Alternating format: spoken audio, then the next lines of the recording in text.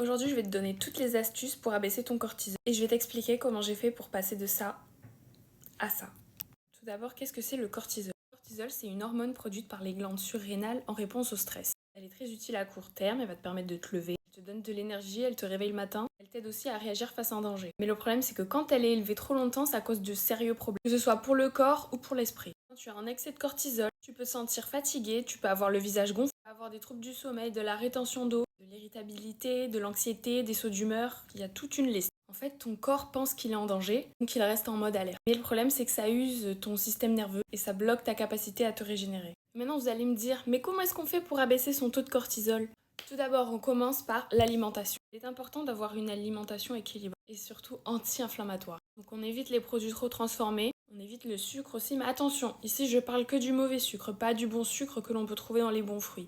Ajoute des graines et des oléagineux dans ton alimentation. Ils sont riches en magnésium et le magnésium va permettre de réduire l'inflammation liée au stress. Ensuite, régule ta consommation de café. Le problème, c'est que le café stimule trop le cortisol. Donc si tu en consommes trop, ça fait une explosion hormonale inutile.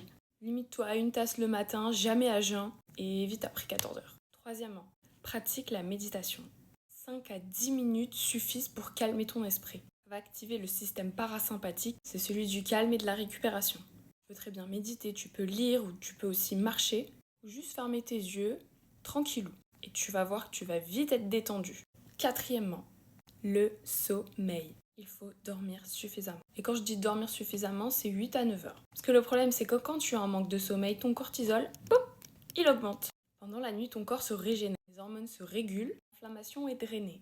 Cinquièmement, pratique une activité physique régulière. Ça sonne comme dans les pubs, mais oui, c'est très très important. Quand tu fais du sport, tu libères tout le stress. Ce n'est pas forcément une activité extrême. Ça peut être de la marche rapide, du yoga, de la natation, du pilates. Parce que si par exemple tu fais trop de cardio ou trop de HIIT, le problème c'est que ça va donner l'effet inverse. Sixièmement, le fait de socialiser, de voir d'autres personnes, de discuter avec d'autres personnes. Tu vas discuter avec eux, tu vas rigoler, tu vas voir quelqu'un que tu aimes. Ça va booster la sérotonine et l'ocytocine qui va abaisser mutuellement le cortisol.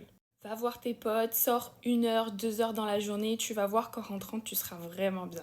S'occuper d'un animal, tu vas caresser un chat, promener un chien ou juste observer un animal, tu vas voir que ça va vraiment te détendre.